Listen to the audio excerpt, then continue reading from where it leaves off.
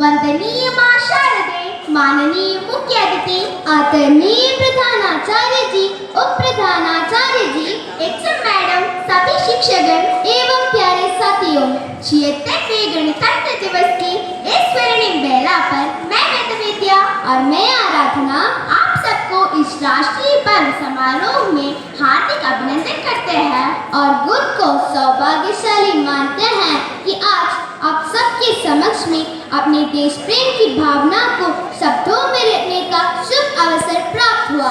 शहीदों का सपना तब सच हुआ, शहीदों का सपना तब सच हुआ, हिंदुस्तान जब स्वतंत्र हुआ। आओ सलाम करें वीरों को, आओ सलाम करें वीरों को, जिनकी मेहनत से भारत गणतंत्र हुआ।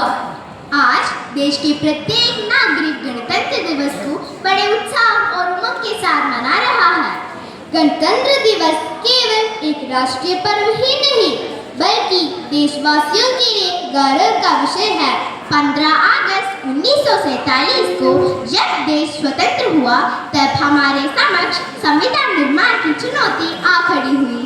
देश के कोने कोने से प्रत्येक वर्ग के प्रतिनिधियों को इस काम के लिए चुना गया था, जिन्होंने कड़ी मेहनत और लगन से 2 वर्ष 11 माह और 18 दिन में संविधान निर्माण किया।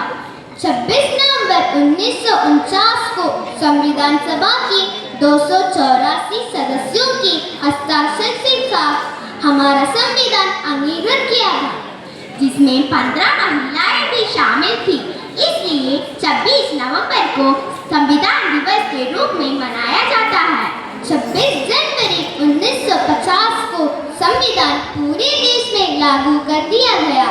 तब से प्रत्येक वर्ष 26 जनवरी को गणतंत्र दिवस के रूप में मनाया जाता है।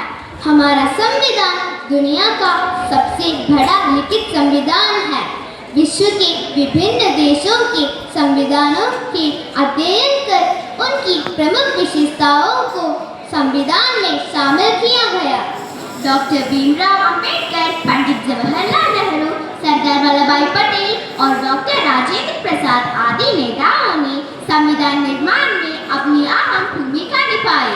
डॉक्टर भीमराव अंबेडकर को संविधान निर्माता की उपाधि दी गई है। संविधान के मूल प्रति प्रेम बिहारी राजादा द्वारा लिखा था, जबकि इसका हिंदी अनुवाद बसंत कृष्ण वैद्य ने किया। आज के दिन कर्तव्य पथ पर भव्य समारोह का आयोजन किया जाता है, जिसमें माननीय राष्ट्रपति जी झंडा फहराते हैं और राष्ट्रगान के साथ विभिन्न राज्यों की झांकियां देखने को मिलती है। हमारे देश की सेनाओं द्वारा शक्ति प्रदर्शन किया जाता है। भारत का संविधान न केवल हमारे अधिकारों और कर्तव्यों को निर्धारित करते हैं, बल्कि हमारी लोकतांत्रिक मूल्यों को रक्षा भी करते हैं। हम सभी भारतीय नागरिकों के रूप में यह हमारा कर्तव्य बनता है कि हम संविधान को सम्मान करें और अपने देश की अखंडता और एकता बनाए रखें। आज हमें यह संकल्प में लेने चाहिए कि हम अपनी छोटी छोटी जिम्मेदारियों को निभाते हुए राष्ट्र निर्माण में योगदान देंगे। हम अपने देश के संविधान के अनुशासन में रहकर हर क्षेत्र उत्कृष्टता की ओर अग्रसर होना होगा। आइए हम सब मिलकर इस गणतंत्र दिवस को न केवल उत्सव के रूप में मनाएं, बल्कि यह दिन हमें अपने कर्तव्यों और जिम्मेदारियों को समझने और निभाने की